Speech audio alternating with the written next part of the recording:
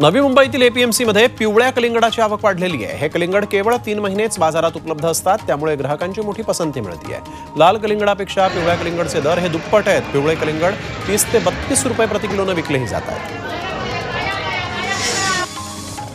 वाशिम जिल्ह्यात वातावरण बदलामुळे हळद काढणीला वेग आलेला आहे। रिसोड तालुक्यात हळदीचं सर्वाधिक पीक घेतलं जातं।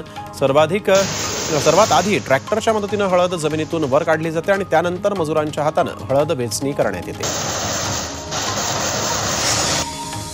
नाशिक जिल्ह्यात कांदा आणि भुसार शेतीमाल व्यापारी असोसिएशनच्या बैठकीत एक महत्त्वाचा निर्णय झाला आहे। आजपासून 2% हमाली तोलाई कपात न करण्याचा निर्णय घेण्यात आला होता। अनेक वर्षांपासूनची परंपरा खंडित करण्याच्या निर्णयामुळे बाजार समिती, शेतकरी आणि माथडी हमाल तसंच मापारी कामगार संघर्ष निर्माण होण्याचीही शक्यता आहे। साताऱ्यातील शाहूनगर भागामध्ये मध्यरात्री बिबट्याचं दर्शन घडलंय। एका घरासमोरच्या रस्त्यावर बिबट्या येऊन बसल्याचं नागरिकांनी पाहिलं। यामुळे नागरिकांमध्येही भीतीचं वातावरण होतं।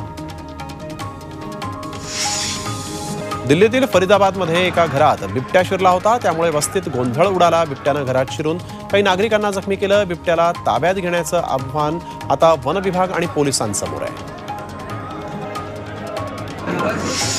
अंबरनाथ बदलापूरमध्ये गेल्या 2 दिवसांपासून 10 तास वीज पुरवठा खंडित होतोय। ऐन परीक्षेच्या वेळेस महावितरणच्या ढिसाळ कारभारामुळे विद्यार्थ्यांना फटका बसतोय, तर नागरिकांचे देखील उकाड्यानं मोठे हाल होत आहेत। हे असंच सुरू राहिलं तर महावितरणच्या विरोधात आंदोलन होण्याचीही शक्यता आहे।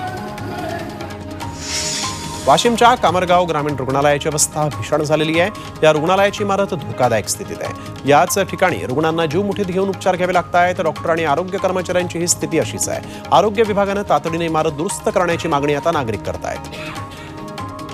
जनता खूप